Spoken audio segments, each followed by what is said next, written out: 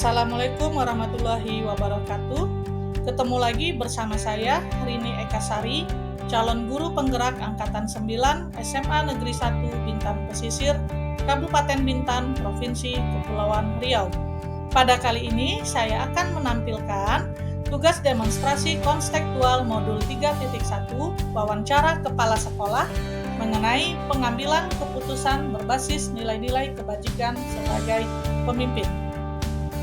Wawancara 1 saya lakukan bersama Bapak Aris Widodo selaku Kepala Sekolah di tempat saya mengajar, yaitu di SMA Negeri 1 Bintan Pesisir. Berikut adalah hasil wawancara saya bersama Bapak Aris Widodo. Assalamualaikum warahmatullahi wabarakatuh, Pak. Waalaikumsalam. Apa kabar, Bu? Alhamdulillah sehat, Pak. Jadi sesuai dengan yang saya diskusikan kemarin dengan Bapak, saya akan meminta waktu nih kepada Bapak untuk bersedia saya wawancara. Alhamdulillah pada hari ini kita ketemu waktu yang pas, Pak. Jadi sebelumnya saya mengucapkan terima kasih banyak karena Bapak telah meluangkan waktu buat saya mewawancarai. Perihal adapun tema yang akan kita ambil dalam wawancara kali ini adalah mengenai pengambilan keputusan, Pak. Nah, jadi nanti di sini akan saya kaitkan dengan yang namanya dilema etika dan bujukan moral ya, Pak ya? Iya. Oke, baik Pak. Kita langsung boleh, Pak? Iya, silakan. Jadi begini Pak, pertama yang saya ingin tanyakan kepada Bapak, Bapak kan di sini sudah jadi kepala sekolah, tahun lebih. Tentu selama Bapak menjadi kepala sekolah di sini, ada nggak ya Pak masalah-masalah yang biasa Bapak temui di sini, baik itu berkaitan dengan peserta didik atau warga sekolah yang lainnya, Pak?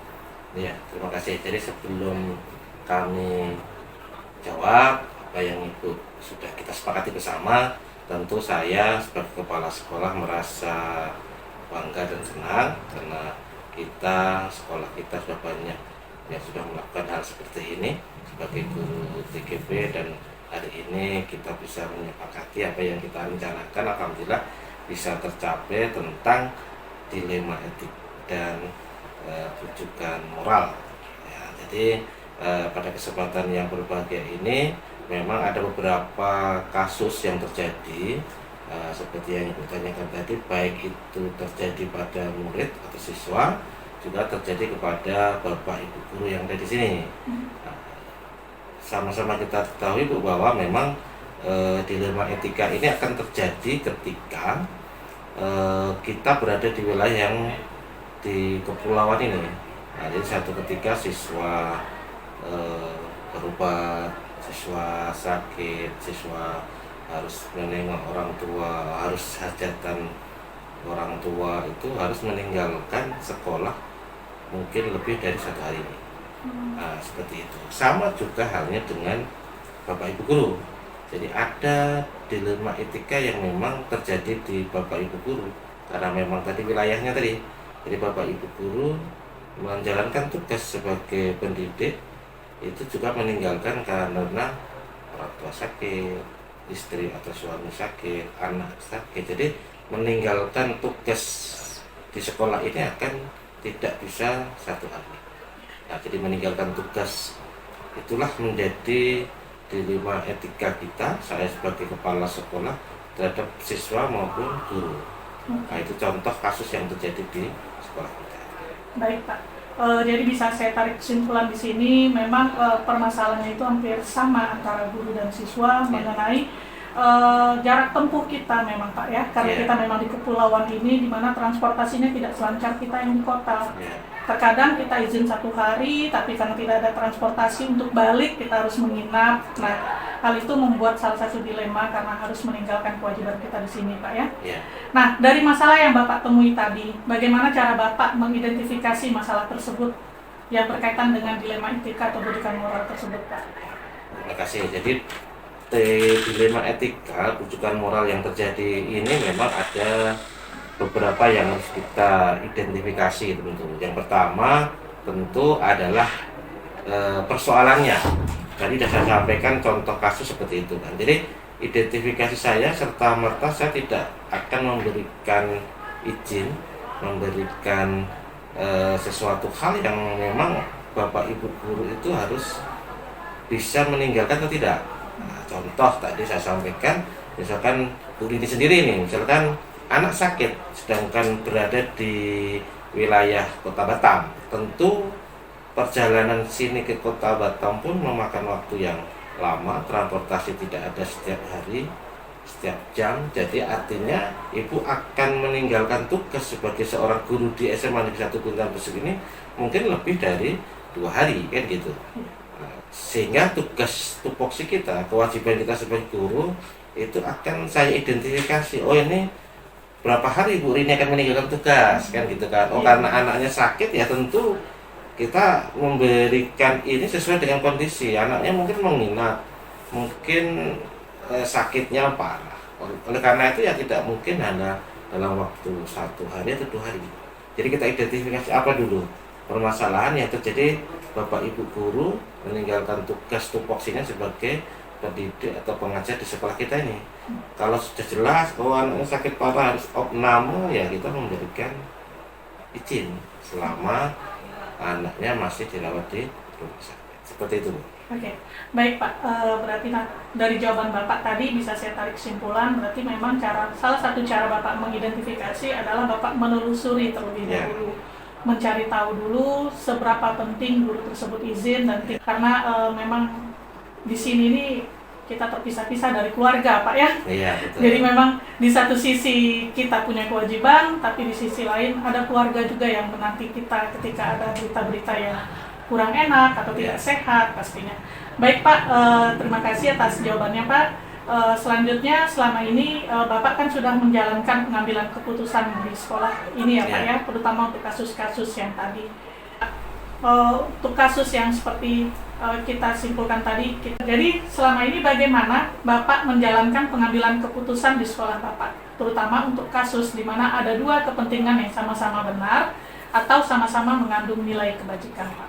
Ya, terima kasih. Jadi seperti yang saya sampaikan tadi, berarti dari identifikasi itu tentu saya memanggil guru yang bersangkutan.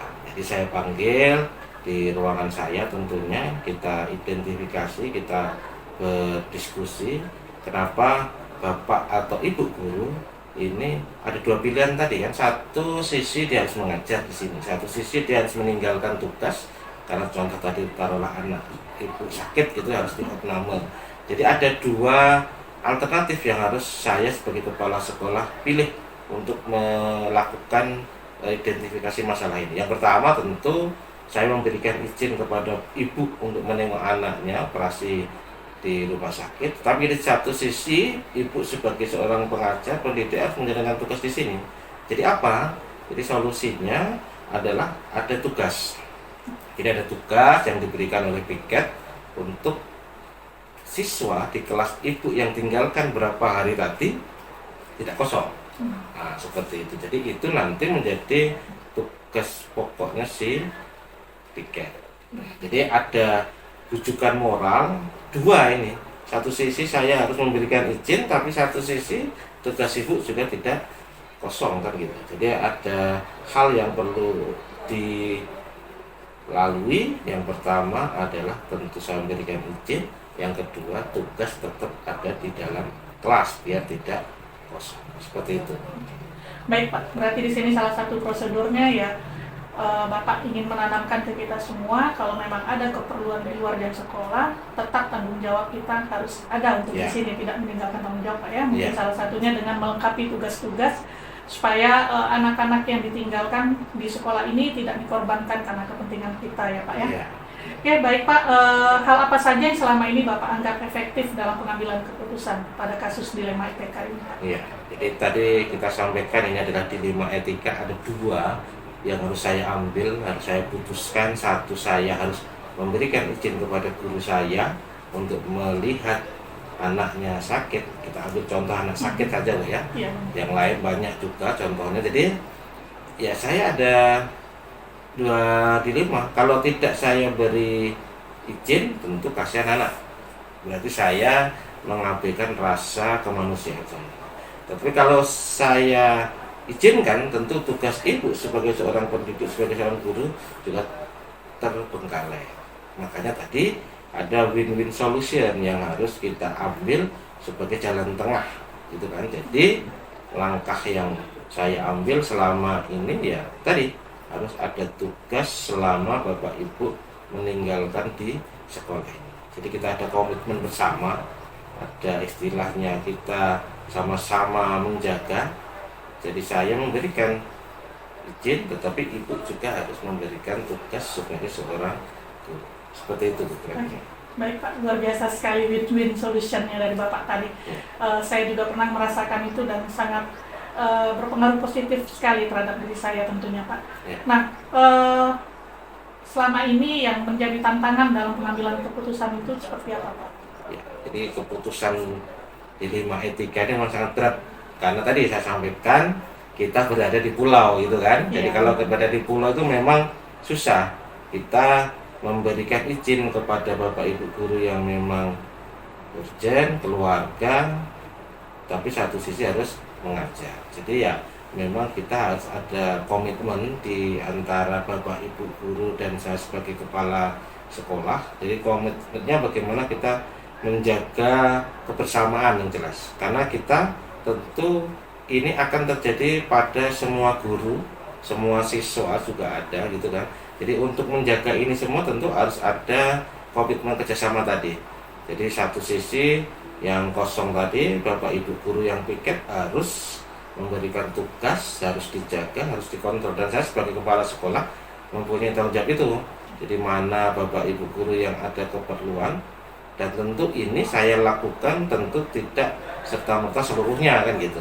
Jadi mungkin ya namanya musibah tadi kan, itu mungkin tidak semuanya harus, mungkin ada hari ke satu, besok mungkin ada lagi. Jadi tidak setiap waktu. Jadi komitmen kita tadi, Bapak Ibu guru saya izinkan, tetapi tugas harus ada.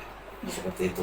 Pak, dalam penyelesaian masalah tadi, biasanya Bapak langsung menyelesaikan pada hari itu juga atau Bapak memiliki jadwal tersendiri untuk menyelesaikannya? Ya, jadi penyelesaian dilema etika ini, bujukan moral ini terjadi hari itu juga, karena kita tadi pertama adalah kita letaknya di pulau. Jadi kalau tidak saya selesaikan hari itu juga kasihan. Maka saya panggil guru yang bersangkutan yang memberikan identifikasi tadi.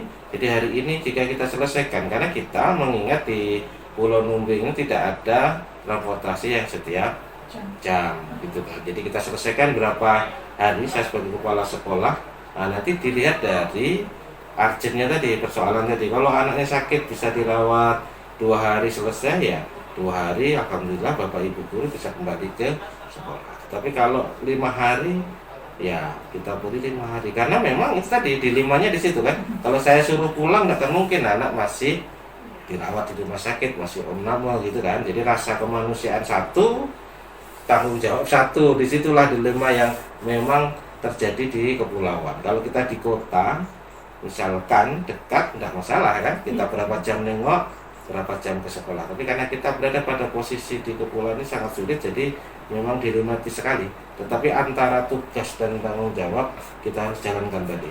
Jadi win-win solusinya sudah ada, kesepakatan kita bersama dengan Bapak Ibu yang notabene ini saya sampaikan tidak semuanya terjadi pada waktu yang sama itu. Oke, baik Pak, biasanya dalam pengambilan keputusan yang seperti tadi, apakah ada pihak-pihak yang Bapak libatkan atau hanya dari keputusan Bapak sendiri saja? Ya, jadi kita membuat keputusan ini tentu berdasarkan yang terjadi dari identifikasi tadi. Saya menyampaikan dalam rapat bulanan, pertemuan dengan Bapak Ibu guru, dengan majelis guru, dengan staf TU, ini kita sampaikan. Jadi ada yang namanya sosialisasi terlebih dahulu. Nah, nanti dalam eksekusi kita menjalankan kewajiban dan tanggung jawab ini baru saya panggil Bapak Ibu guru ke ruangan saya. Tetapi secara garis besar saya sudah menyampaikan ini loh kebijakan kepala sekolah tentang dilema etika gitu ya. Salah satunya tadi kita sampaikan ada anak sakit, istri atau suami sakit, orang tua meninggal atau sakit. Jadi itu sudah kita menjadi sebuah kesepakatan kita bersama. Jadi di sekolah ini sudah ada kesepakatan bersama yang saya sampaikan, saya sebagai kepala sekolah. Nah, nanti tinggal ketika saya membuat keputusan Bapak Ibu guru ya kita panggil dulu bagaimana kondisi apa, urgennya seberapa, tingkat tingginya. Nah, seperti itu. Jadi nanti ada pembicaraan yang intens antara saya dengan guru atau tenaga kependidikan yang bersangkutan. Seperti itu. Baik Pak, berarti di sini dalam mengambil keputusan Bapak juga sudah transparan karena sudah melibatkan semua warga sekolah tentunya Pak. Baik, yang terakhir Pak ya untuk sesi tanya jawab kita ini, pembelajaran apa yang dapat Bapak petik dari pengalaman Bapak selama ini mengambil keputusan Pak? Ya, jadi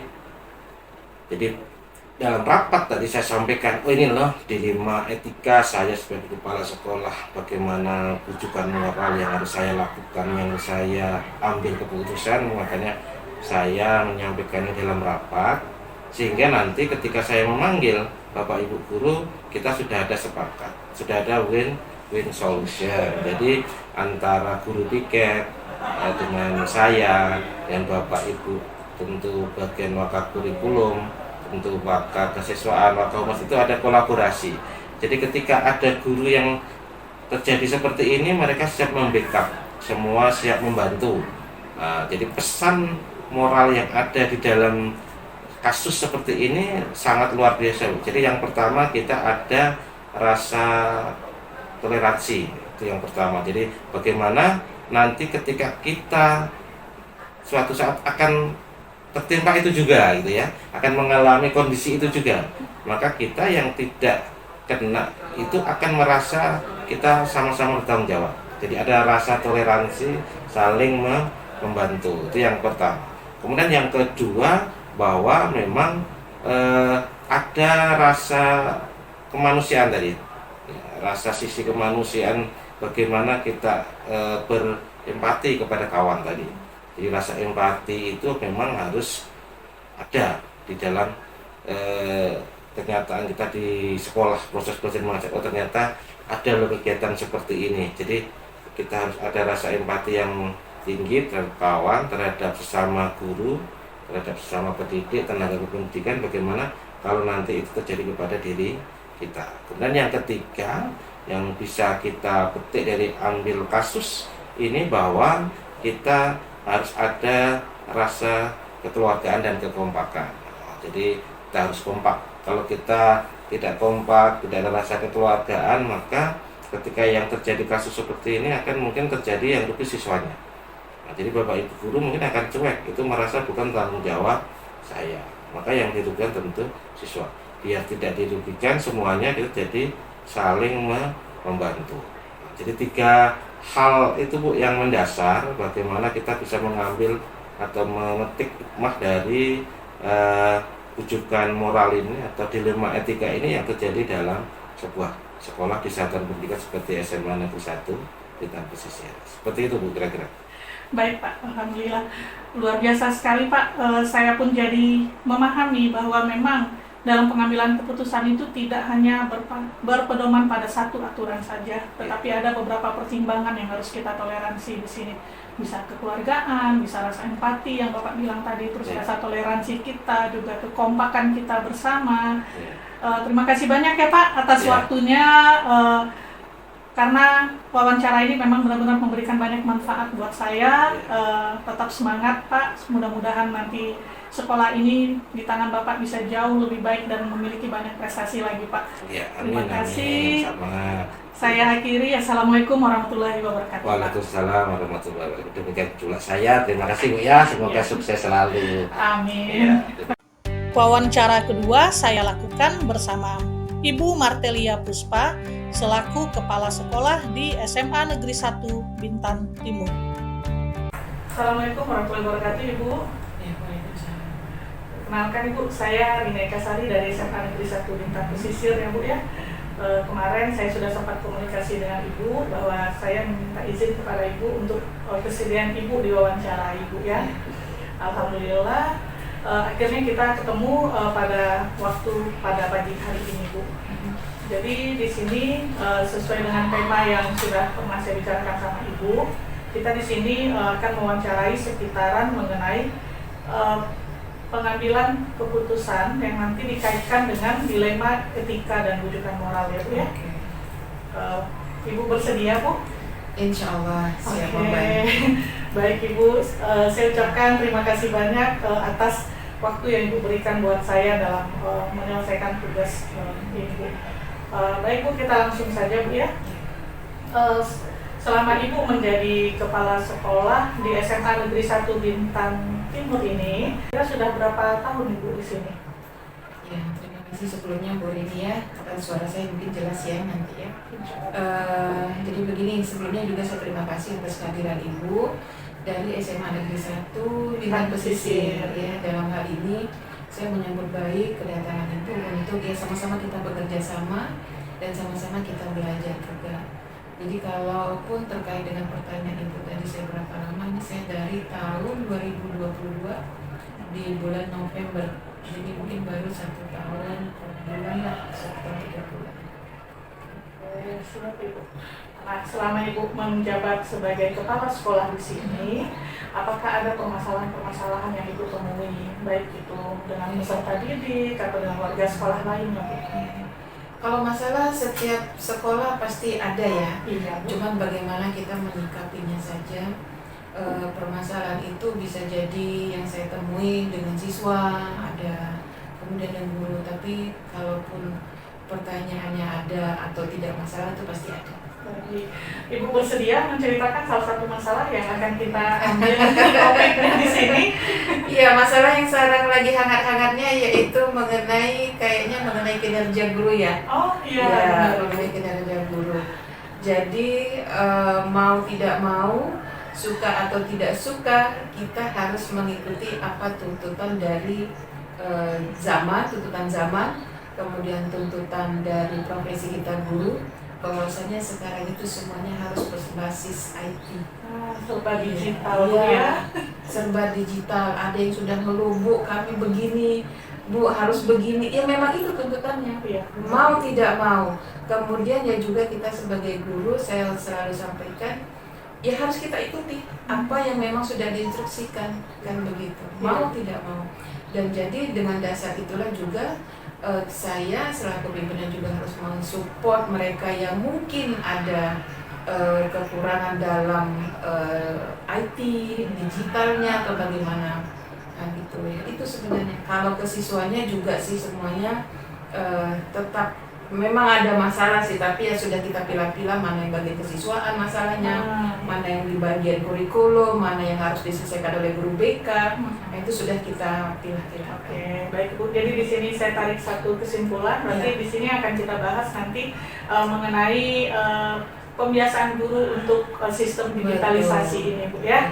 Oke, bagaimana Ibu dari masalah yang Ibu temui tadi, bagaimana cara Ibu mengidentifikasi masalah tersebut nanti berkaitan dengan yang namanya dilema ITK atau rujukan moral itu sendiri Bu? Ya, jadi dari masalah itu kan harus kita bagi nih, kan yang diminta masalah dilema etika dengan rujukan moral. Kalau dilema etika itu kan ini diluruskan ya kalau nanti mungkin masalah. Kalau dilema etika itu mungkin dari kasus yang benar memang harus kita benarkan. Kemudian kalau dari rujukan moral itu nanti ada ketemu benar dan salahnya.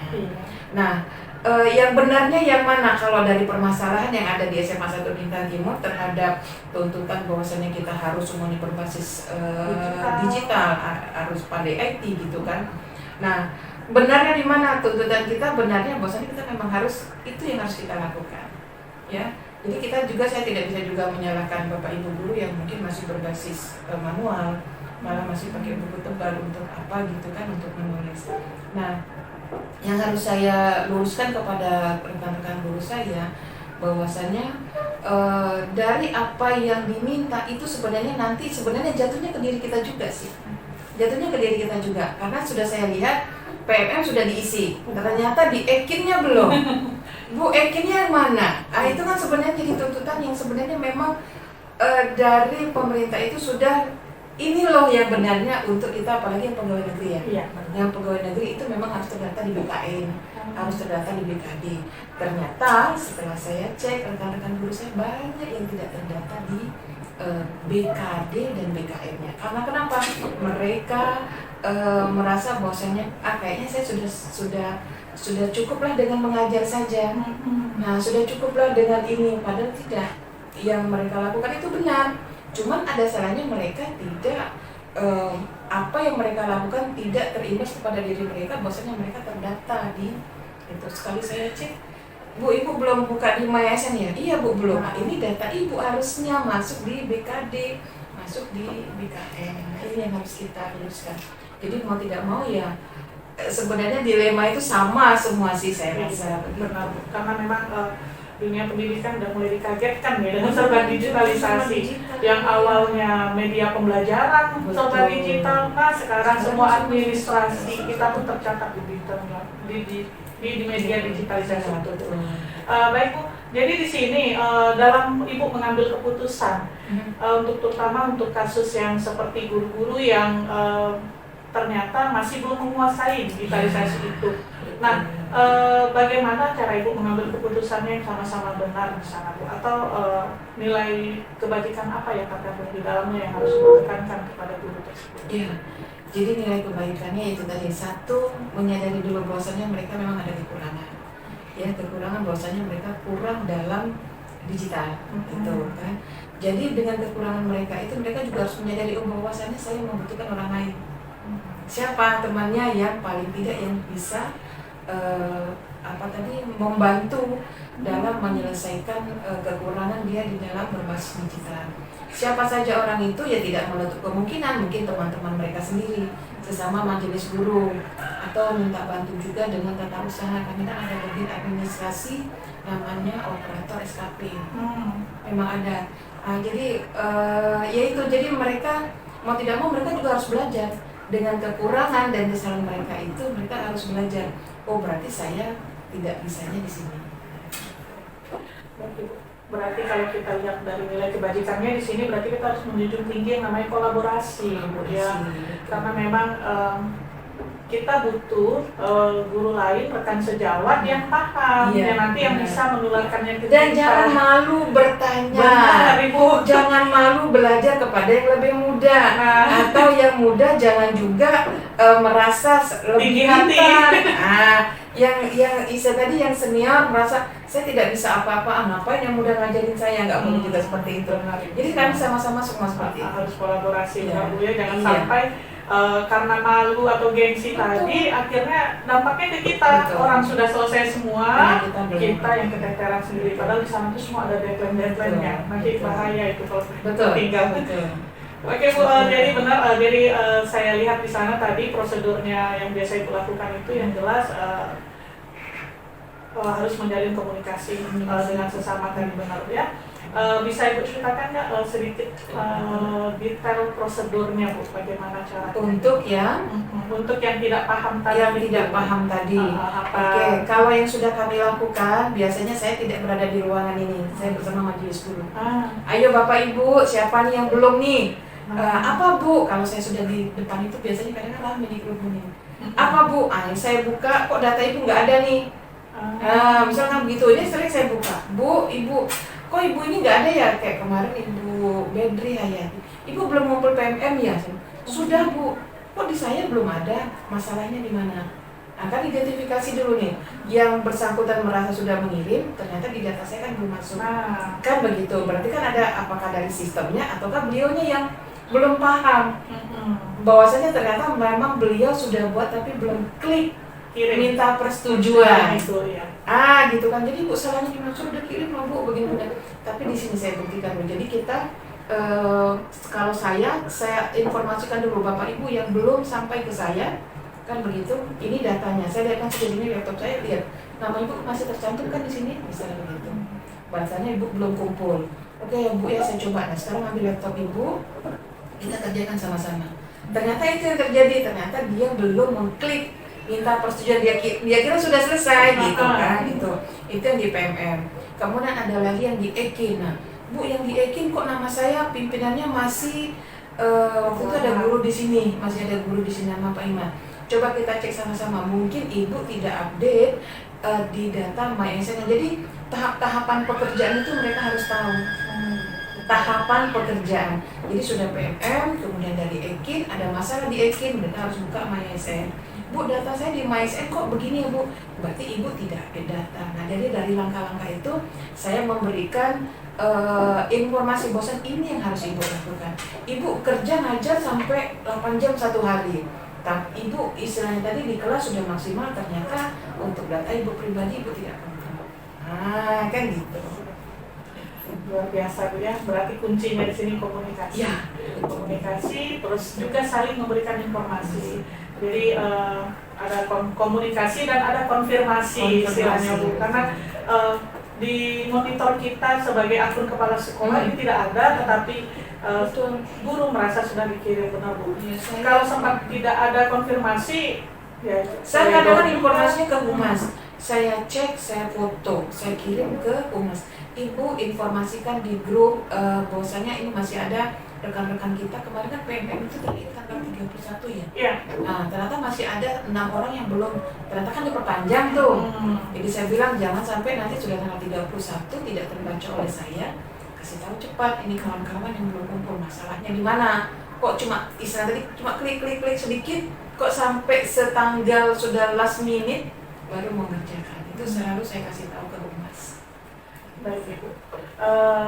Saya lanjut Bu ya pertanyaannya. Jadi hal apa saja yang selama ini Ibu anggap efektif dalam pengambilan keputusan dalam masalah seperti ini? Yang efektif itu kalau menurut saya observasi dulu sih, observasi masalah dulu ya. Ya, observasi masalahnya di mana sih Ibu ini sampai belum selesai. Kan gitu. Sudah observasi, saya tanya Ibu masalahnya di mana?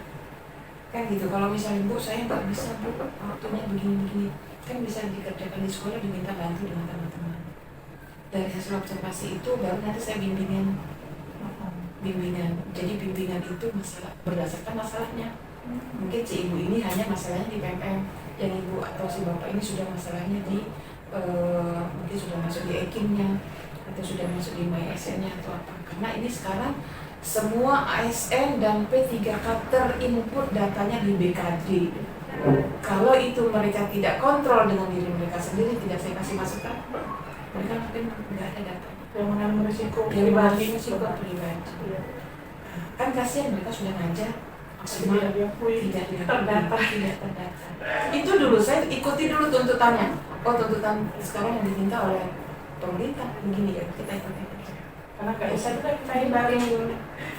Benar Bu. Jadi hal apa yang menjadi tantangan selama ini dalam Ibu mengambilkan keputusan? Ya itu sih, kadang kan gurunya yang cuek. Nah, Sudah dikasih tahu masih ngeyel. berarti Sudah rasa peduli rasa Bu ya, peduli, rasa peduli terhadap data ini. Karena dianggap sepele. dianggap mungkin ya. sepele gitu. Nanti sudah last minute, Bu punya saya kok nggak bisa, Nah, Bu punya saya nggak bisa, kan gitu. jadi teman-teman Jadi ya tantangannya gitu.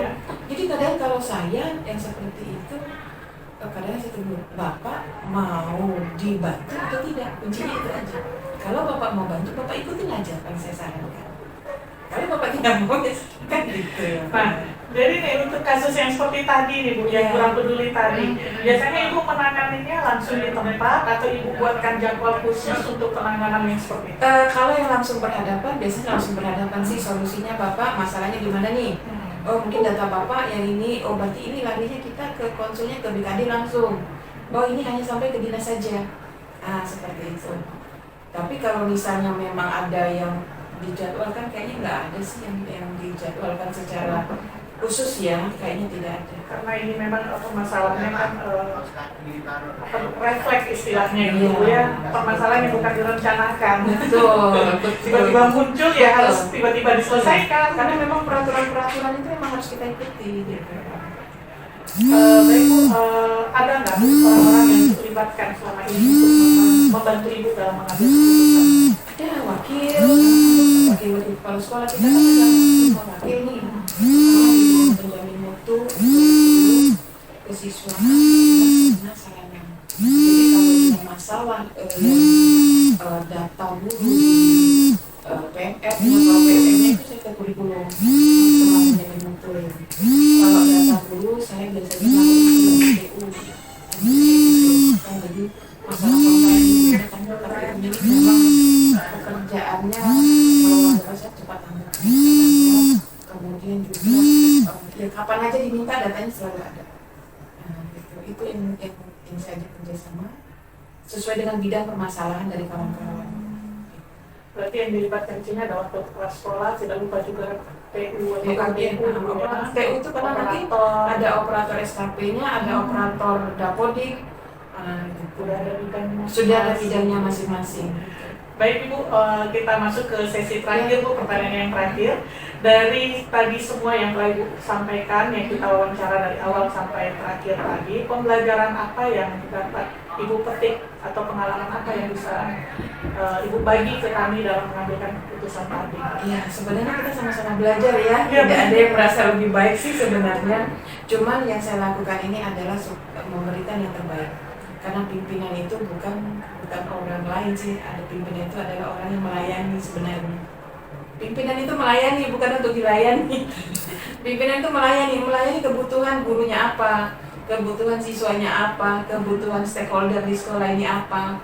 Itu sebenarnya. Jadi kalau prinsip saya, kalau saya sudah melayani semaksimal mungkin, ya sebatas mana yang bisa saya penuhi atas keinginan dari ataupun permasalahan dari rekan-rekan guru, siswa-siswa atau siapapun itu, ya semaksimal mungkin ke siapa saya bisa bekerja sama untuk membantu permasalahan yang ada di sekolah. Baik Ibu, terima kasih banyak. Dari hasil wawancara tadi ternyata banyak sekali manfaat yang saya dapat, dari yang saya benar-benar tidak tahu akhirnya dapat ilmu-ilmu baru untuk cara penanganan. Sama-sama kita belajar. Luar biasa buat pertemuan hari ini. Mudah-mudahan nanti kita bisa sharing-sharing di luar ini Bu ya. Sekali lagi saya ucapkan terima kasih banyak. Saya akhiri ya. Assalamualaikum warahmatullahi wabarakatuh. Waalaikumsalam warahmatullahi wabarakatuh. Berikutnya, saya akan mencoba melakukan analisis pengambilan keputusan oleh kepala sekolah, baik itu Bapak Aris Widodo maupun Ibu Martelia Puspa. Yang pertama, kita lihat dari pengujian paradigma.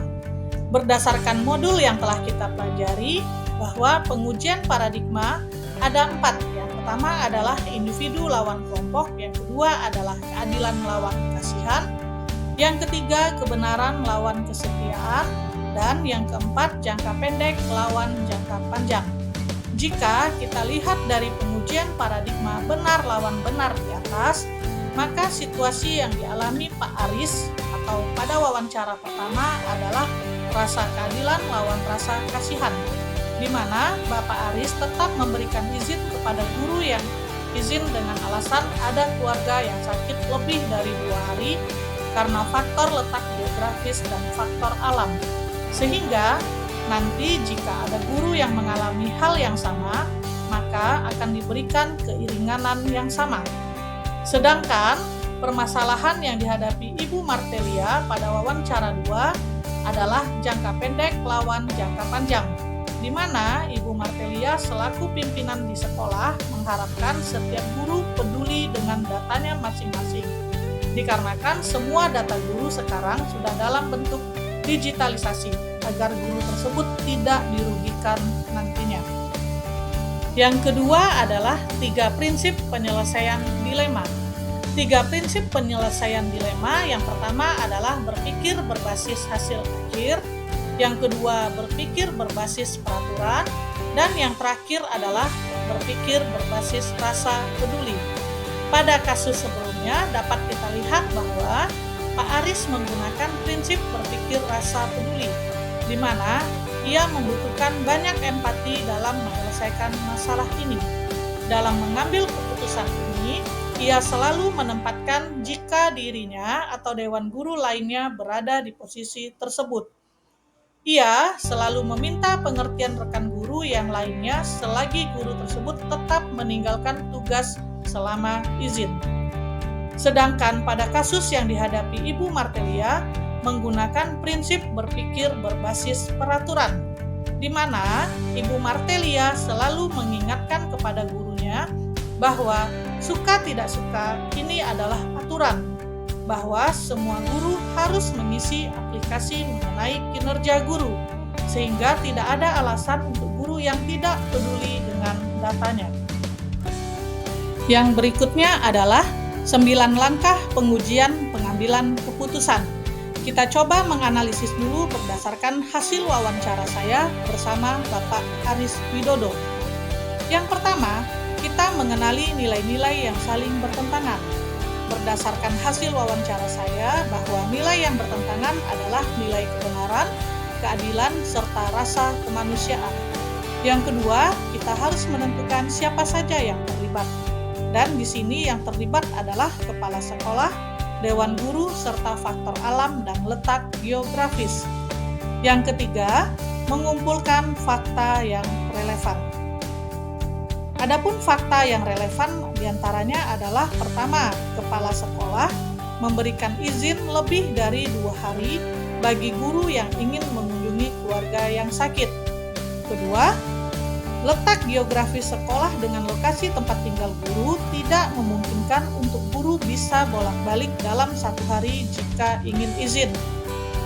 Yang ketiga, izin tersebut bisa didapatkan oleh semua guru. Yang keempat, kita melakukan pengujian benar lawan salah. Yang pertama adalah uji legal. Dalam uji legal tidak ada unsur pelanggaran hukum pada kasus yang dialami oleh Bapak Aris Widodo.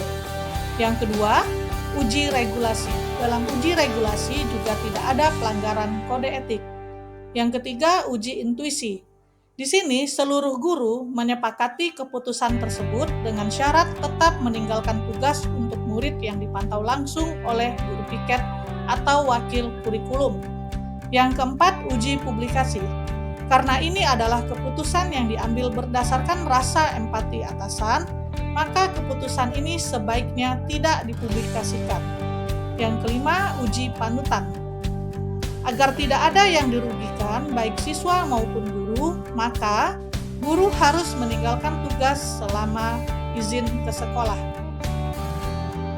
Yang kelima adalah paradigma pada situasi dilema etika. Jika situasinya adalah dilema etika, paradigma yang terjadi pada situasi tersebut adalah rasa keadilan melawan rasa kasihan. Yang keenam, prinsip penyelesaian dilema. Dari 3 prinsip penyelesaian dilema, prinsip yang digunakan oleh Bapak Aris adalah berpikir berdasarkan rasa peduli. Yang ketujuh, keputusan yang akan saya ambil. Jika posisi saya berada pada posisi Bapak Aris, maka saya akan tetap mengizinkan guru yang berhalangan datang ke sekolah karena melihat keluarga yang sakit, dengan ketentuan tetap menjalankan tugasnya secara daring. Yang kedelapan adalah investigasi opsi dilema. Mampu memberikan manfaat bagi guru yang berhalangan hadir untuk memberikan tugas kepada siswa secara daring. Dan yang terakhir adalah yang ke-9, melihat kembali keputusan dan merefleksikannya. Di sini saya dapat melihat bahwa keputusan yang diambil dengan memberikan izin kepada guru tersebut untuk meninggalkan sekolah lebih dari 2 hari. Yang kedua, akan memberikan perlakuan yang sama jika terjadi pada guru yang lain. Dan yang terakhir, pelajaran yang dapat diambil adalah bahwa dalam memberikan sebuah keputusan harus memperhatikan berbagai unsur. Salah satunya adalah rasa peduli, rasa empati, dan kerja sama. Selanjutnya, 9 langkah pengujian pengambilan keputusan yang akan saya analisis berdasarkan hasil wawancara saya bersama Ibu Martelia Puspa dari SMA Negeri 1 Bintan Timur. Pertama adalah mengenali nilai-nilai yang saling bertentangan. Di sini saya dapat memahami bahwa nilai yang bertentangan itu antara lain adalah nilai peduli, tanggung jawab, dan disiplin. Kedua adalah menentukan siapa saja yang terlibat. Di sini saya dapat melihat bahwa yang terlibat adalah kepala sekolah, dewan guru, dan staf tata usaha. Yang ketiga adalah mengumpulkan fakta yang relevan. Fakta yang relevan yang saya dapati adalah yang pertama, kepala sekolah memberikan komunikasi 2 arah untuk memastikan data guru yang sudah atau belum terdata pada sistem. Yang kedua, masih ada guru yang kurang peduli dengan datanya sendiri, sehingga harus selalu diingatkan jika sudah mau batas waktu. Yang ketiga, masih ada guru yang belum menguasai IT sehingga merasa sulit untuk mengisi aplikasi. Yang keempat adalah pengujian benar lawan salah. Yang pertama, uji legal.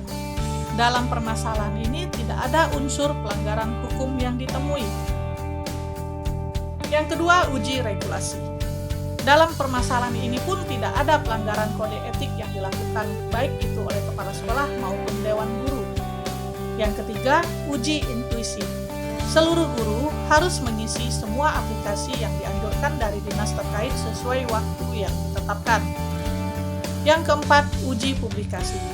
Karena ini adalah keputusan yang diambil berdasarkan berpikir berbasis peraturan, maka tidak perlu dipublikasikan karena aturan ini memang sudah diedarkan sebelumnya.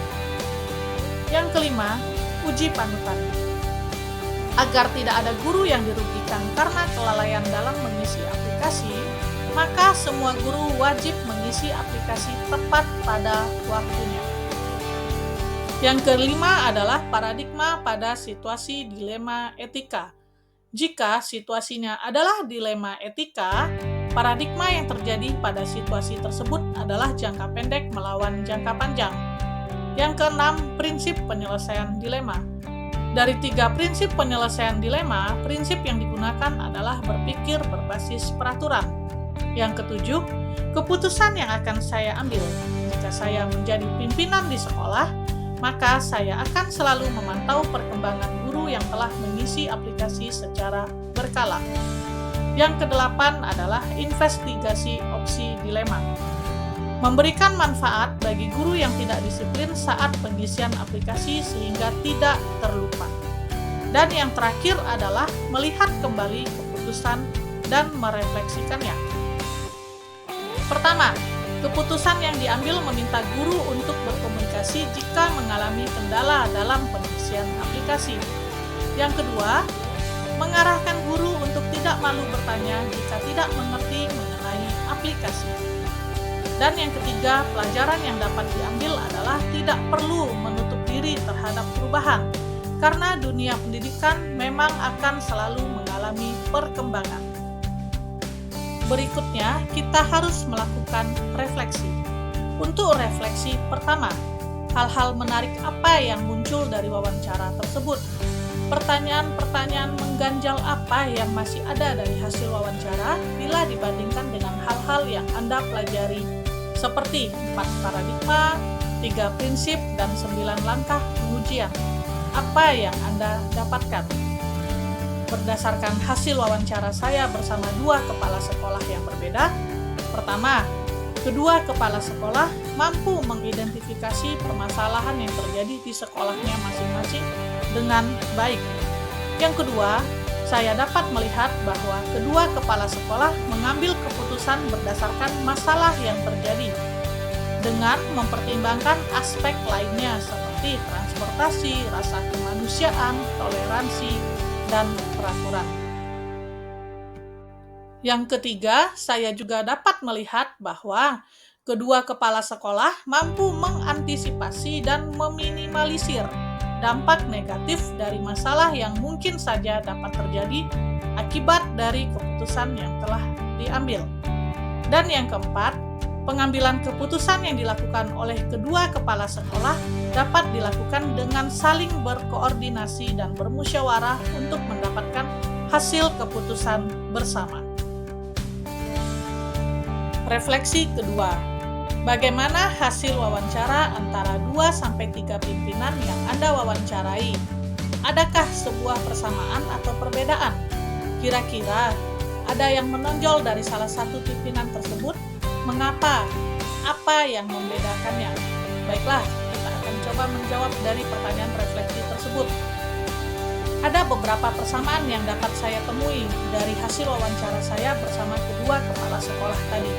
Yang pertama, persamaannya adalah tahapan identifikasi yang dilakukan keduanya dimulai dari melihat kasusnya terlebih dahulu. Kemudian, mengumpulkan fakta, melakukan koordinasi, dan mengambil keputusan bersama. Persamaan yang kedua adalah penyelesaian masalah dilakukan dengan melihat tingkat urgensinya. Dan persamaan yang terakhir adalah penyelesaian masalah yang diambil oleh kedua kepala sekolah tadi berdasarkan rasa keadilan, toleransi, dan tanggung jawab. Selain persamaan, ternyata memiliki yang namanya perbedaan juga. Apa perbedaannya? Yang pertama adalah permasalahan yang dihadapi memiliki konteks yang berbeda, meskipun masih sama-sama berkaitan dengan guru. Yang kedua, prinsip dalam penyelesaian dilema juga berbeda di antara kedua kepala sekolah. Refleksi ketiga, apa rencana ke depan para pimpinan dalam menjalani pengambilan keputusan yang mengandung unsur dilema etika? Pertama, menggunakan 9 langkah dalam pengambilan dan pengujian keputusan. Kedua, setiap permasalahan akan dianalisis secara runtut, diselesaikan dengan kekeluargaan, dan berpihak kepada murid tanpa meninggalkan tanggung jawab sebagai tugas utama. Yang ketiga, jika permasalahan tersebut terulang atau muncul kembali, maka akan diambil opsi trilema dengan melibatkan semua pihak yang terkait.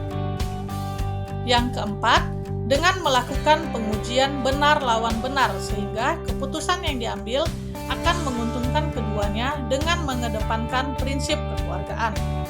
Yang kelima, dengan melakukan uji intuisi yang berbasis kepada peraturan. Yang keenam, dengan melakukan uji panutan berdasarkan prinsip rasa peduli dengan meletakkan diri di posisi orang lain. Refleksi terakhir atau refleksi keempat adalah bagaimana Anda sendiri akan menerapkan pengambilan keputusan dilema etika pada lingkungan Anda, pada murid-murid Anda, dan pada kolega guru-guru Anda yang lain. Kapan Anda akan menerapkannya? Baiklah, hal yang akan saya lakukan pertama adalah saya akan mengidentifikasi masalah yang terjadi dan mengenali nilai-nilai yang saling bertentangan. Yang kedua, saya akan membangun komunikasi yang baik, saling berkoordinasi dan bertanggung jawab. Dan yang terakhir, saya akan menerapkan 9 langkah pengambilan dan pengujian keputusan dilema etika. Demikianlah hasil analisis saya berdasarkan wawancara kepala sekolah mengenai pengambilan keputusan berbasis nilai-nilai kebajikan sebagai pemimpin. Semoga memberikan banyak manfaat buat kita semua. Salam guru penggerak, tergerak, bergerak, dan menggerakkan. Saya akhiri, wassalamualaikum warahmatullahi wabarakatuh.